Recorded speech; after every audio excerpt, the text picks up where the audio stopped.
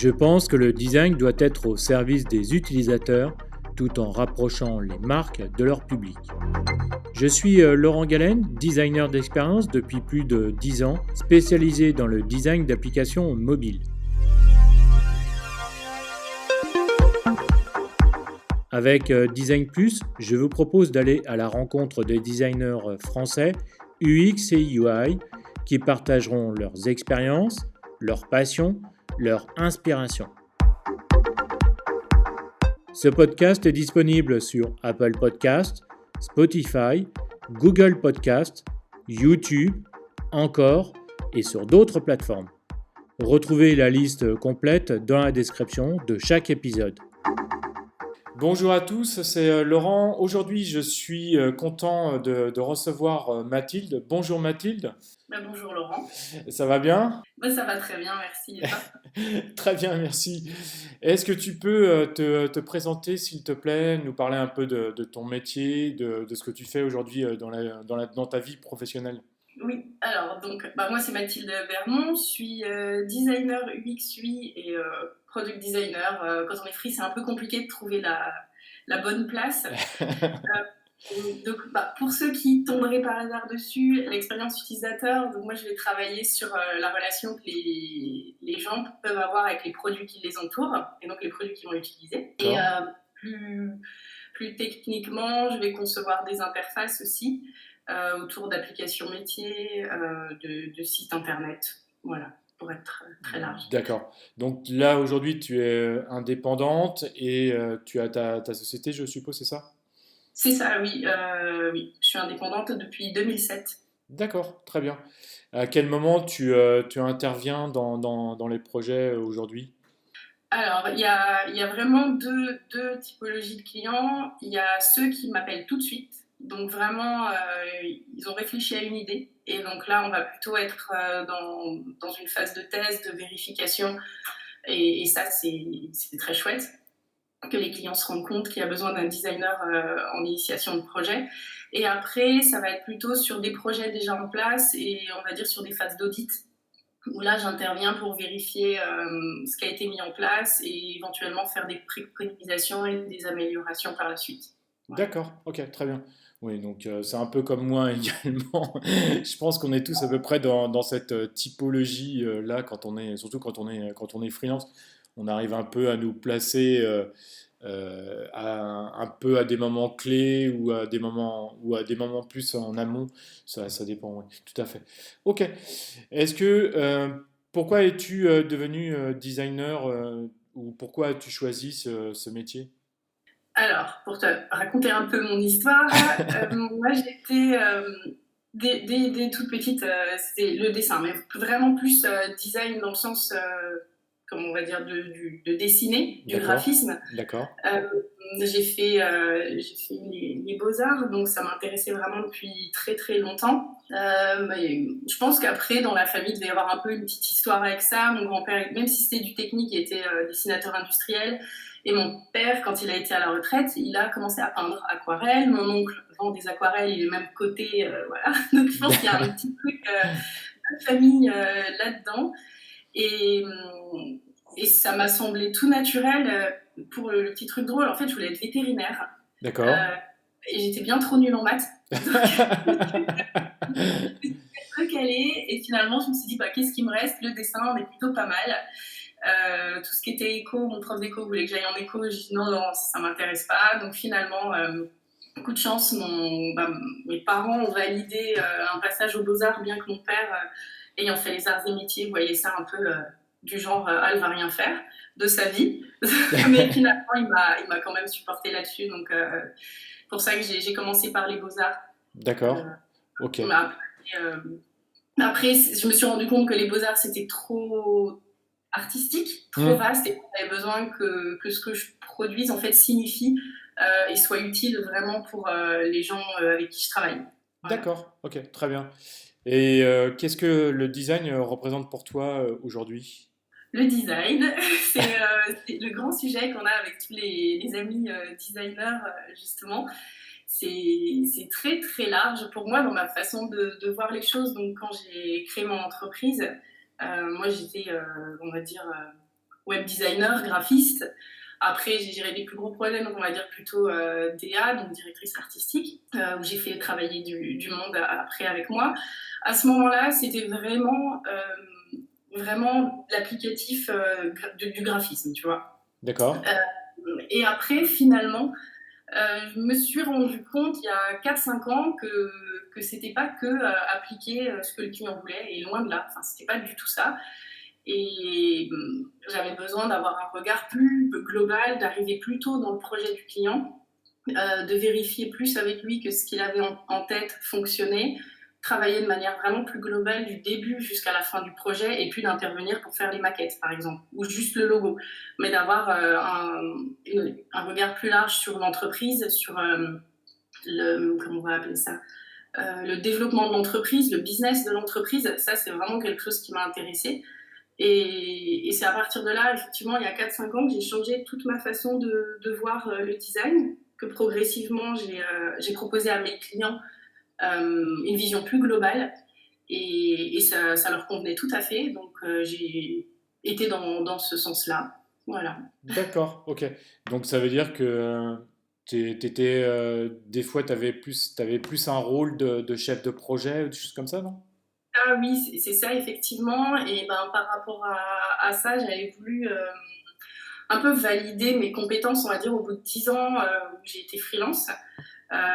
Donc en 2018, j'ai passé une licence de chef de projet donc à distance, pour pouvoir continuer à gérer mes clients et mes enfants, ce qui n'est pas D'accord, mince à faire.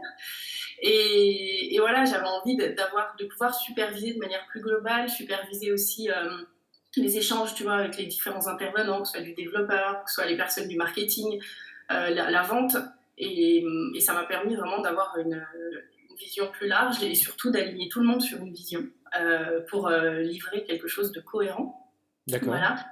Et comme on parlait du design, je voulais juste reprendre cette définition qui me semble la plus juste, donc celle de l'Alliance française du design. Donc je vais te la lire parce que je la connais pas par cœur. Bien sûr, vas-y, je t'en prie. Et que le design est un processus intellectuel créatif, pluridisciplinaire et humaniste, dont le but est de traiter et d'apporter des solutions aux problématiques de tous les jours, petites et grandes, liées aux enjeux économiques, sociaux et environnementaux. Pour moi, elle est hyper claire. Je ne peux pas te faire mieux que ça. D'accord, très bien, mais c'est vrai que c'est effectivement, oui, je pense on a du mal à faire plus clair et plus limpide. Alors aujourd'hui, on va parler d'un sujet qui est très intéressant. C'est dans le cadre d'un de tes derniers projets. Et donc, Ouais. on va faire est-ce que tu vas nous présenter un retour d'expérience, donc un REX. Est-ce que tu peux nous introduire un petit peu sur le sujet, s'il te plaît, Mathilde? Alors, c'était un projet, ça a commencé par un projet d'audit, et ensuite qui a fini par une refonte d'application mobile. Donc, pour te présenter le projet, c'est une application mobile dans l'événementiel, donc qui va permettre aux participants de salons, que ce soit des salons, comme on appelle ça, professionnels, de tourisme ou plus ou moins de loisirs, d'avoir des échanges un peu privilégiés avec les exposants, D'accord, et de pouvoir avoir plus de relations business, de faire mieux son business là-bas et de moins perdre son temps quand on arrive au salon, on va dire. Ça, c'est l'idée générale de l'application. d'accord, Le client, moi, je le connaissais depuis pas très très longtemps, mais j'étais persuadée que je pouvais les aider. Tu vois, c'est une boîte type SS2I, d'accord, et très axée informatique. Donc forcément, moi, l'informatique, ça me parle. Et quand il y a beaucoup de devs, j'aime bien ça, parce qu'on peut leur apporter tellement de choses. Et j'avais essayé pendant un petit moment de lui expliquer les avantages qu'il pouvait avoir à ce qu'on travaille ensemble, donc pour son entreprise de manière globale, et aussi pour ses salariés surtout, et puis pour ses clients, hein, bien sûr, puisqu'on a vraiment cette capacité, tu vois, de superviser, et tu le sais, hmm, toute cette chaîne, tu vois, du début. Quand on va délivrer, tout le monde va être content, en fait. Tu vois, le client va être content, enfin mon client, le client de mon client va être content, les salariés vont être contents aussi, les devs, tout ça, parce qu'on va réussir à travailler en unité. hmm. Et c'est pour ça qui me plaît. Donc pendant un petit moment, j'ai essayé de prêcher pour ma paroisse, ça ne marchait pas. Donc j'ai fait un truc qui était un petit peu un pari. Moi, en fin d'année, pour la petite histoire, j'ai travaillé 6 mois salarié en arrivant sur Nantes.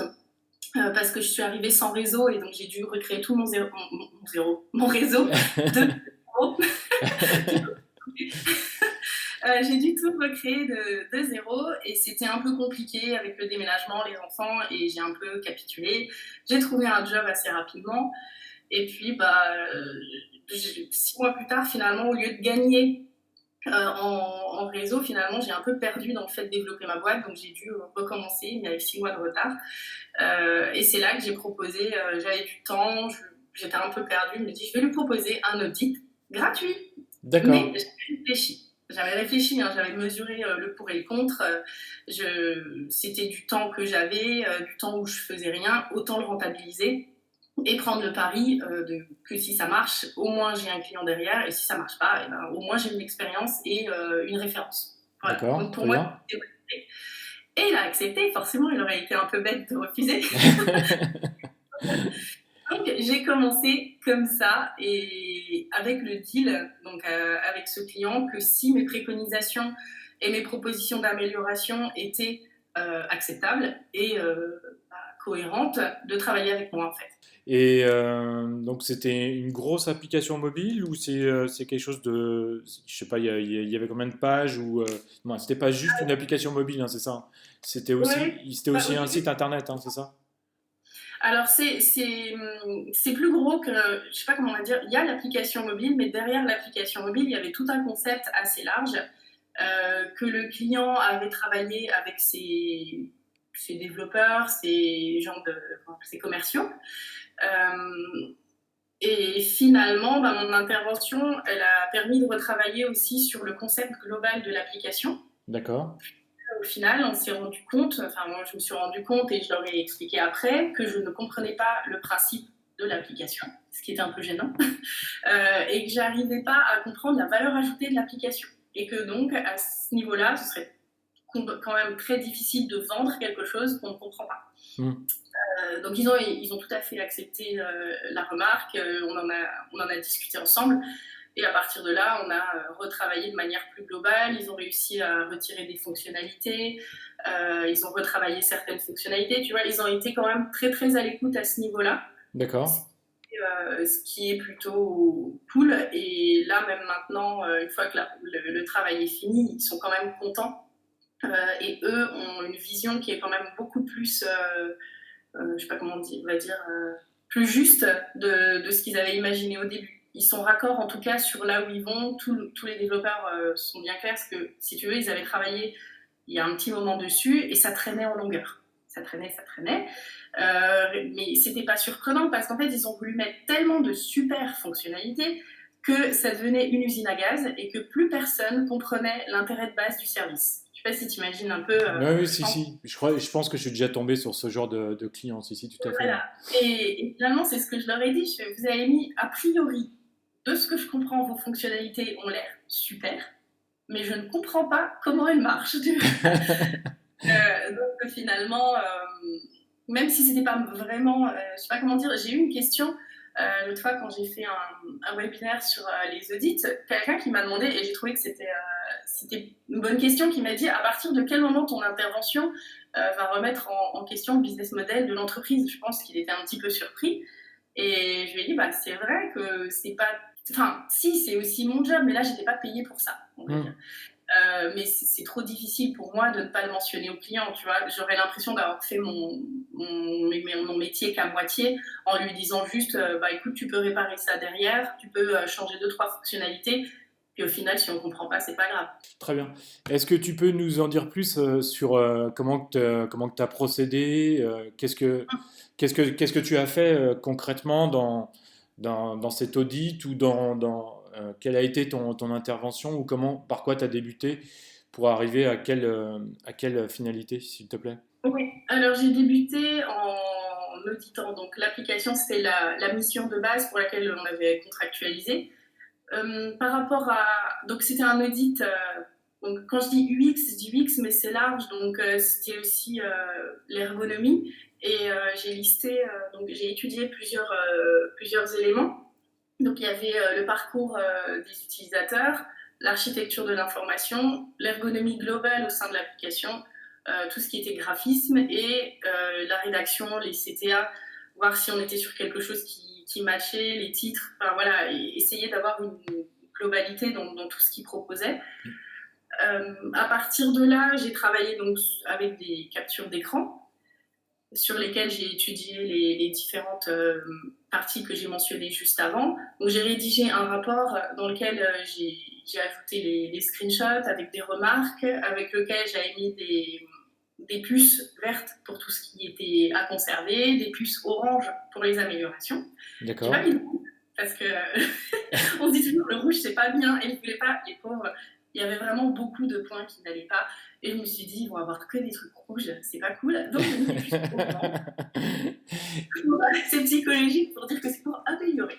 Bah oui, Voilà. tout à fait. Je pense que c'est vrai Voilà, que des fois, il vaut mieux mettre des mots comme plutôt difficile plutôt que très difficile ou décevant ou un truc comme ça, quoi. Tout à c'est fait. ça.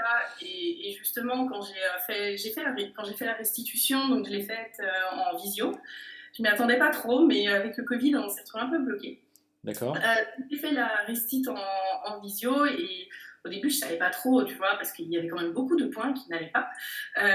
Et à un moment, le président m'arrête et il fait écoute, on sait que cet audit, il va être un peu cash, mange pas tes mots, mâche pas tes mots, te jette pas, vas-y. Donc là, j'ai quand même mis, tu vois, j'ai quand même été cool. Mais là, j'ai pu être un peu plus détendue et je leur ai dit franchement, et à la fin, ils m'ont dit bon, ok, on s'y attendait. Ça fait un petit peu mal, mais on sait qu'il y a des choses à changer. Donc finalement, ils ont été quand même très, très compréhensifs, tu vois. Donc voilà. Après qu'est-ce que j'ai fait? Donc j'ai aussi benchmarké les applis ou les services concurrents, bien évidemment, D'accord. pour partager avec eux les bonnes pratiques que j'ai pu remarquer. Et ensuite, avoir des exemples. C'est toujours mieux quand on présente quelque chose de pouvoir montrer un exemple de ce qu'on a vu. On est quand même dans du visuel aussi. Donc j'ai pu faire remonter pas mal d'incohérences dans les fonctionnalités, comme je te l'ai dit.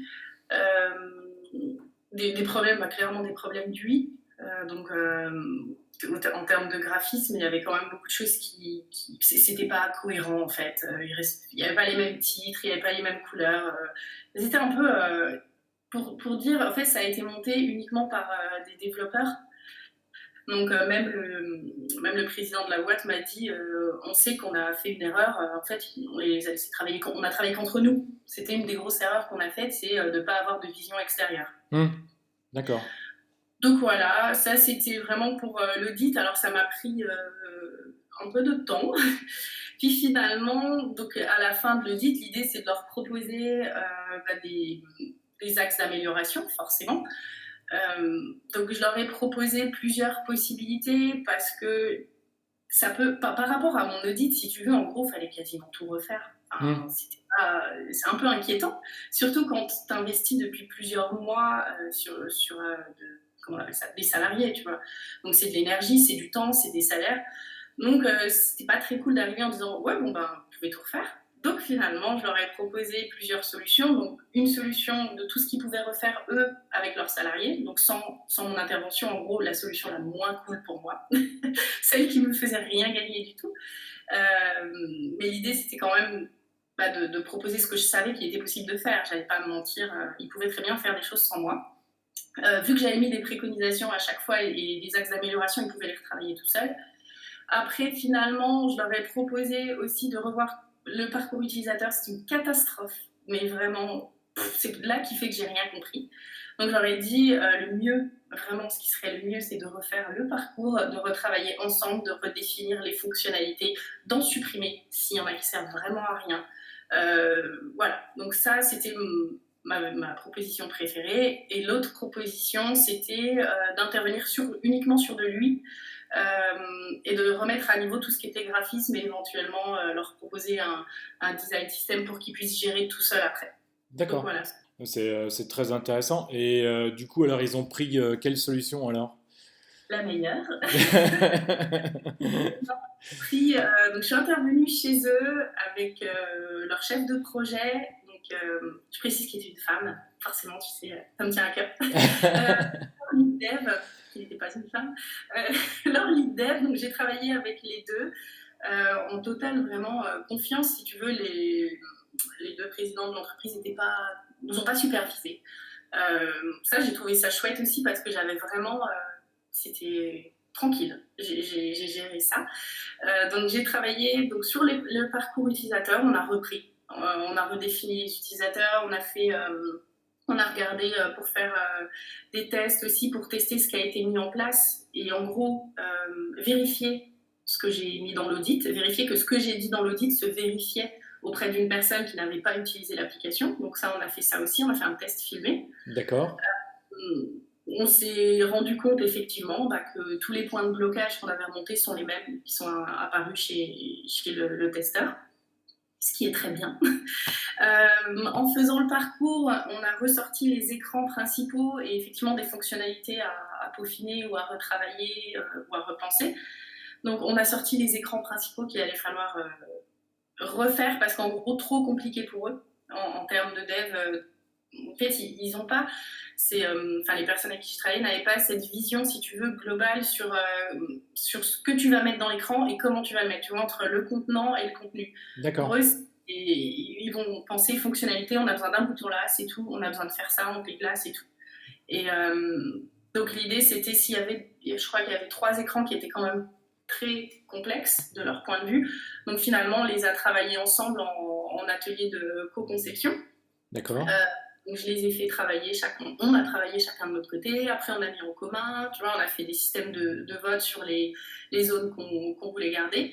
Et ça a été très très apprécié justement parce que déjà c'est une activité, c'est quelque chose qu'ils ne font jamais.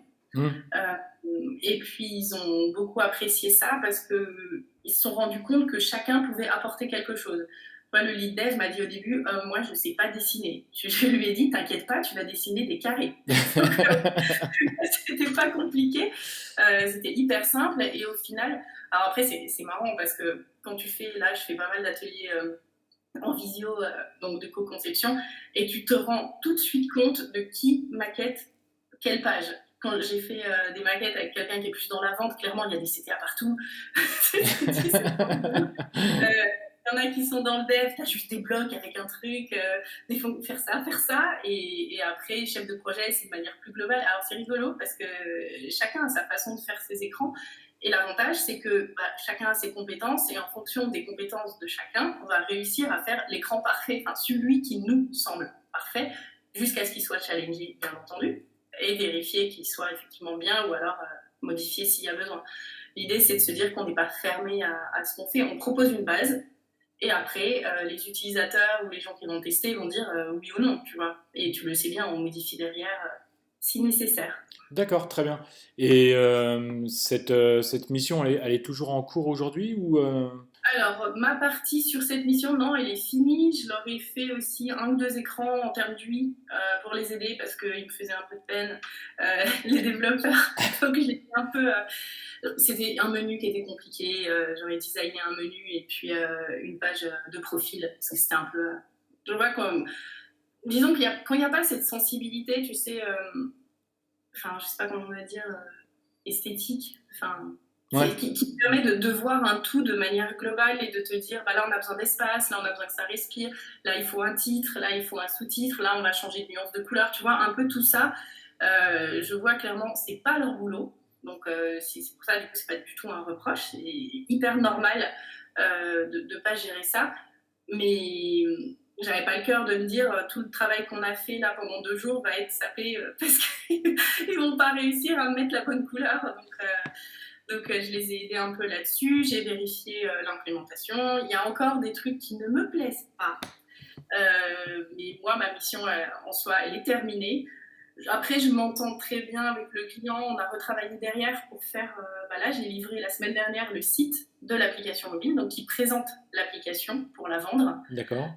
Donc j'ai livré ça la semaine dernière, donc on est en très bon terme. Et je sais que de temps en temps, il me demande si je peux faire, tu vois, genre juste regarder dans l'app si je vois un truc et là, vous avez déjà fait mes motifs ou pas, tu vois. Là, tu te dis, ou vous les ferez pas. Et finalement, et là, des fois, je fais un petit message au lead dev. J'ai pas fait ça. On est d'accord, c'est pas très beau. Et du coup, il me fait, ouais, désolé, on va le faire, tu vois. Donc, j'aime bien quand même rester toujours disponible. Euh, voilà, parce que ça m'importe, tu vois, quand j'ai travaillé sur une mission, ça m'importe que ce soit implémenté correctement. Et moi, si je suis pas satisfaite, tu vois, j'ai pas l'impression d'avoir bien fait, forcément, même si c'est pas de ma faute. Hein. Ouais, ouais, puis je pense que quand on est freelance, c'est aussi une manière moins de rester en contact, c'est aussi une manière de conserver son client durant plusieurs mois, durant plusieurs années.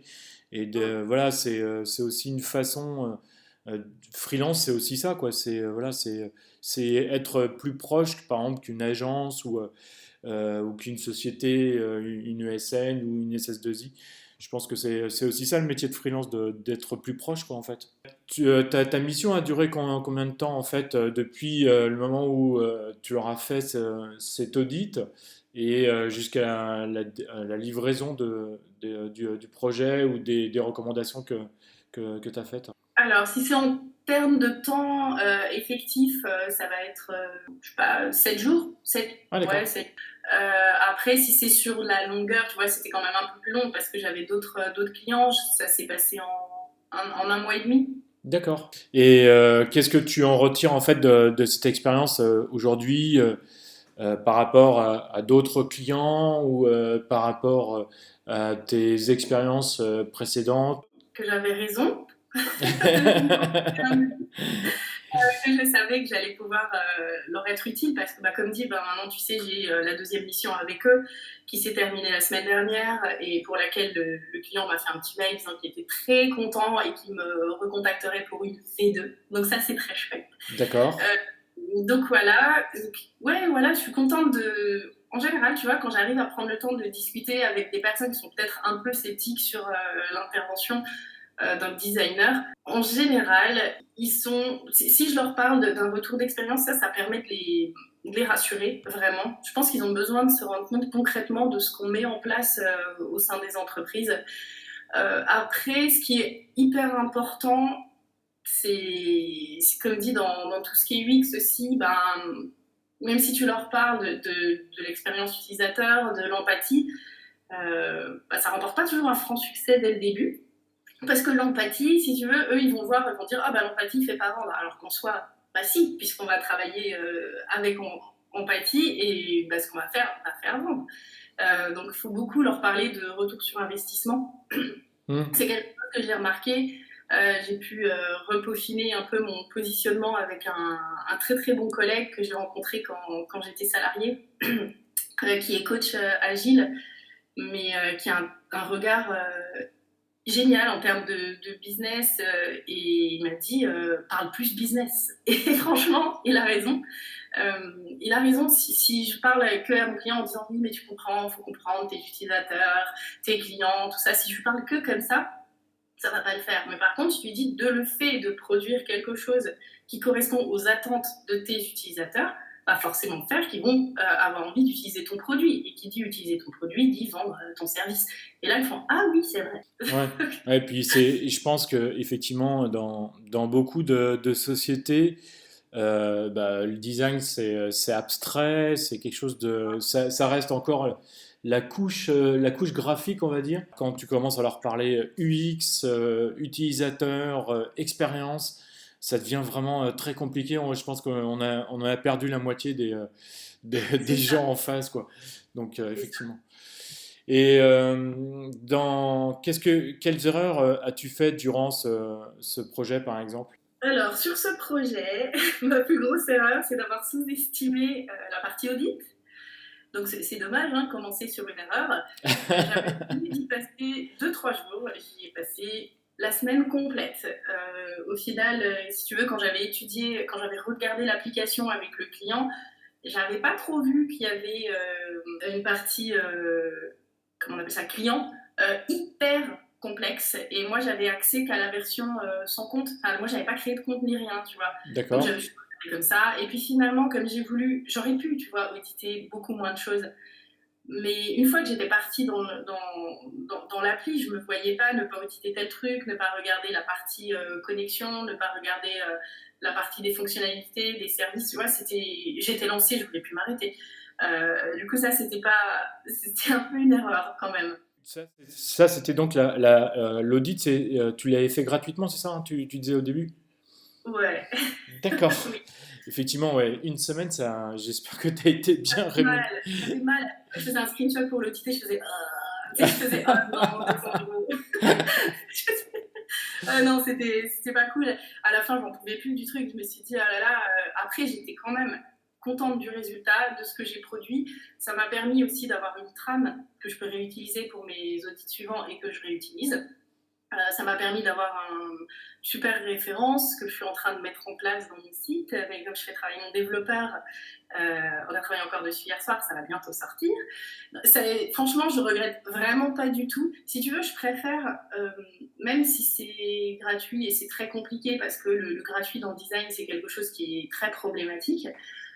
C'est un choix que j'ai fait seul. Le client ne m'a pas du tout demandé de travailler gratuitement, tu vois. Donc c'est un choix que j'ai fait seul, pour lequel j'ai mesuré la perte acceptable. Et pour moi, du coup, il n'y avait pas de problème. D'accord. Après, oui, effectivement, c'est juste une histoire de conception et d'être bien à l'aise j'ai envie de dire, dans sa tête et dans son corps et par rapport au client, absolument, tout à fait. Le pendant de cette question, Mathilde, c'est quelle réussite es-tu fière? Ok, je vais te donner deux axes. Un axe plus pro, dans le sens où j'ai beaucoup de retours positifs des gens donc, du métier, donc qui sont UX, UI, DA, graphistes, dev, concernant toutes mes publications, mes articles ou mes références donc, par rapport à ma vision du design et de l'entrepreneuriat surtout, parce que ça, j'y tiens beaucoup. Puisque mon métier, je suis autant designer qu'entrepreneur. Vraiment, je mets autant d'énergie dans les deux, ça me prend de plein temps. D'accord. Voilà. Et l'autre partie, c'est plutôt point personnel, c'est parce que donc, j'ai créé mon activité en 2007, donc en entreprise individuelle, et je suis passée en SAS en 2018. Et, et avec deux enfants, donc là qui ont actuellement 4 ans et demi et 10 ans et demi, ce qui veut dire que en même temps que j'ai développé ma boîte, j'ai développé mes enfants. Donc là maintenant il y a 2 ans, on a changé de région sur un coup de tête, sans famille, sans réseau pro, sans rien, parce qu'on avait envie de se rapprocher de la mer. Donc maintenant on est entre Nantes et Pornic, donc on est très bien placé. D'accord. Et finalement, si tu veux, je me suis rendu compte que là, à partir, donc Covid exclu, parce que j'avais pas prévu que ça arrive comme ça, mais à partir de septembre, là, 2020, ce sera la première fois en 13 ans que j'aurai 95% de mon temps dédié à ma boîte. Si tu veux, pour moi, c'est énorme. Je dis 95% parce que le mercredi après-midi, je garderai les enfants. D'accord, ok. Tu vois, c'est énorme de me dire que là, en gros, tout ce que j'ai jusque maintenant, en 13 ans, je l'ai fait sur, je sais pas, 3 voire 4 jours par semaine, grand max, et pas lycée, parce que quand ils étaient petits, mes enfants, je les gardais 3 à 4 jours par semaine. Donc ça me laissait rien du tout pour bosser. Bien sûr. Et avec science dedans et tout ça, quoi. Donc je suis super motivée. Yeah. On le sent quand tu te présentes comme ça, on le sent très bien. Mais en plus, ils sont bien élevés, mes enfants. Avec moi, avec les autres. Ça se passe toujours comme ça, je te rassure. Pour terminer l'interview, je voudrais te poser 3 questions. Dans quelle société aimerais-tu travailler et pourquoi, s'il te plaît? Alors, c'est pas forcément une société, je le dis à chaque fois, c'est peut-être un type de société ou une façon de travailler. Voilà. De prime abord, comme ça, je te dirais forcément dans aucune, parce que moi j'ai vraiment envie de travailler dans la mienne et éventuellement même en étant plusieurs profils, de développer ma boîte avec plusieurs profils complémentaires. D'accord. Ce serait quelque chose qui me plairait vraiment, donc d'accompagner les entreprises avec des profils de consultants, designers, agiles, créatifs, des développeurs, voilà, des personnes qui peuvent vraiment tout superviser. Après, si je devais choisir un type d'entreprise, moi j'aimais bien toutes ces entreprises qui bossent dans le sport. Je sais pas, c'est un truc qui me plaît vraiment. Les créas qui bossent par exemple chez Salomon, qui font des skis. Je sais pas pourquoi, en fait c'est parce que j'adore skier. Ou alors ceux qui font du surf, tu vois. C'est un truc, ça m'aurait toujours vraiment intéressé. J'ai l'impression qu'il y a une espèce de culture là-bas qui est totalement différente. Après, c'est peut-être une idée reçue, je sais pas trop. D'accord, donc plus te rapprocher. En fait, c'est pas à Nantes que tu aurais dû aller, c'est plus vers Grenoble ou Mais on a entre. hésité aussi, hein. Aller travailler chez Salomon ou je sais plus comment ils Ouais, s'appellent les autres. j'aurais pu faire ça. J'étais pas loin avant, j'étais dans le Jura quand même. Donc, Jura. Mais non, finalement, on a tranché. La mer, c'est quand même. Il y a plus souvent la mer que de neige, tu vois. Oui, c'est Voilà. vrai, oui, c'est vrai. Je suis d'accord avec toi. Et qu'est-ce qui te différencie, toi, d'un autre designer? C'est compliqué cette question. Donc je sais pas trop ce qui me différencie. Et puis je trouve que c'est pas top de se comparer aux autres. Je pense on a tous vraiment, surtout en tant qu'indépendant, notre façon de faire et notre bagage, tu vois. Mais ce que je peux te dire, c'est comment mes clients me voient et c'est eux, ils sont les mieux placés pour te le dire. Donc, ils vont dire que je suis pertinente, que je suis vive, réactive, à l'écoute, créative, conciliante, qu'on a envie de me suivre quand je lance les projets et drôle des fois. Voilà. Donc, tu vois, c'est plutôt ces retours que moi j'ai. Et je me base là-dessus pour dire ouais, ma différence. Après, je rajouterais ouais, aussi le côté créa, parce que ça me plaît beaucoup de garder cet esprit d'inventer ou de créer, tu vois. Très bien. Et la dernière question du fil rouge, c'est comment vois-tu ton métier dans une dizaine d'années? Alors, clairement, et on est sur la bonne voie, je le vois comme un métier indispensable. Euh, Tu vois, on a toujours besoin de concilier l'humain et les produits, la créativité et l'intelligence pour comprendre les humains. Et on a besoin de gens imaginatifs qui vont sortir des cases pour apporter des nouvelles réponses aux challenges. Alors, bah, après, environnementaux, culturels, il y a beaucoup de choses et c'est clairement indispensable et je le vois de plus en plus dans les publications et dans les grandes entreprises qui font confiance aux designers. C'est clairement, c'est sur la bonne voie. Pour conclure, je voudrais en fait te laisser le dernier mot, Mathilde.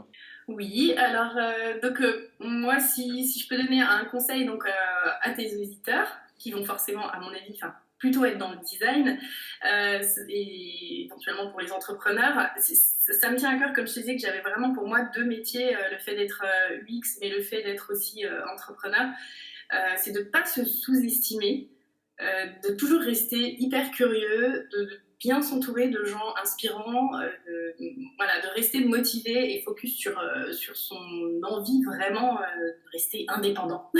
Euh, et j'ai toujours, voilà, j'ai pas mal de personnes qui me contactent donc sur LinkedIn pour me demander quelle était ma formation, me demander des astuces, des conseils. Et c'est pour ça, j'ai pas trop le temps, mais je resterai toujours dispo. Tu vois, si quelqu'un a envie qu'on s'appelle, si quelqu'un a un peu un coup de mou, parce que ça arrive quand on est indépendant, même si indépendant, ça ne veut pas du tout dire travailler seul, hein. Il y a beaucoup cette idée reçue.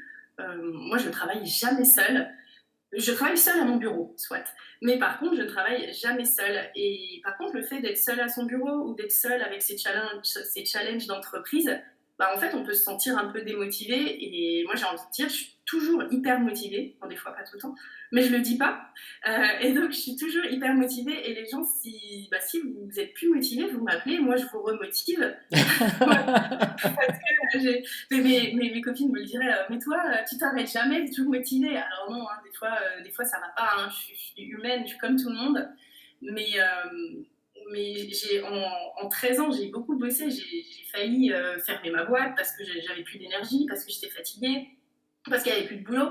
Et je me suis dit, qu'est-ce que j'ai vraiment envie dans ma vie? En fait, c'est ça, c'est d'avoir ma boîte. Donc je reste focus là-dessus, avec ce que tu peux effectivement, comme dit, accepter en perte, ce que tu peux perdre à un moment compliqué financièrement. Ça arrive aussi, on va pas se le cacher, l'incertitude, tout ce qui va. Mais vraiment rester focus et moi je peux donner un peu de motivation à qui veut. Donc, Mathilde, coach motivation. En entrepreneuriat carrément. Surtout, et si, franchement, tu vas encore dire tout à l'heure avec les femmes. Les femmes, n'hésitez pas. Il y a aussi beaucoup d'idées reçues sur le fait que et puis on est beaucoup, enfin c'est compliqué parce qu'on doit gérer beaucoup de choses. On gère quand il y a des enfants, hein. Il faut gérer les enfants, faut gérer l'entreprise et c'est compliqué. On a l'impression de pas toujours être légitime. Et donc moi je dis si carrément. Et en plus dans le design on sait que les femmes on a une super bonne place donc faut la prendre. Voilà. D'accord, très bien. Et puis non, mais tu as entièrement raison. Moi, c'est vrai que il y a pas mal d'hommes qui me contactent, mais il y a surtout aussi beaucoup de femmes aussi qui me contactent. Et je suis très content de pouvoir échanger avec elles. Et avec eux, c'est vraiment c'est beaucoup de plaisir. En tout cas, ben, merci beaucoup Mathilde pour cette interview. Est-ce que tu voudrais rajouter quelque chose?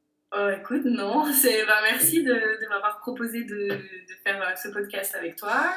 J'avais encore jamais fait. C'est très cool. Et puis, juste de dire que c'est chouette aussi de se rencontrer sur les réseaux parce qu'on ne se connaît pas. Et ça, c'est très très important.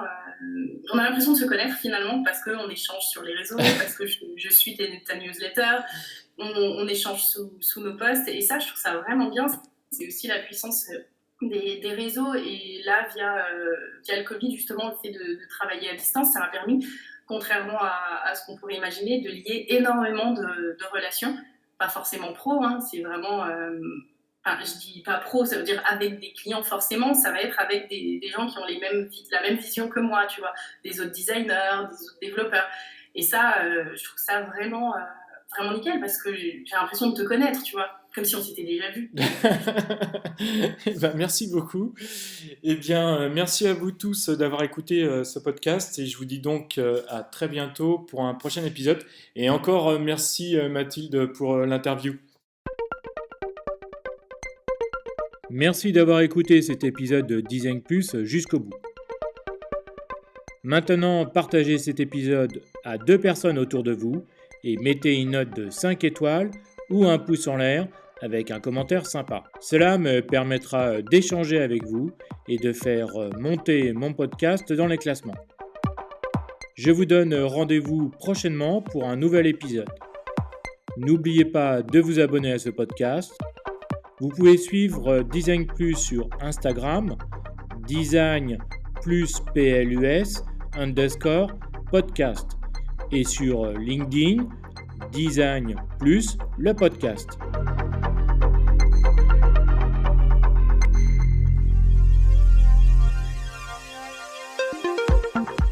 Je suis Laurent Galen et grâce au design, j'accompagne les sociétés à créer, à développer, à améliorer leurs produits et services. Et je suis également formateur en design UX, UI pour les applications mobiles.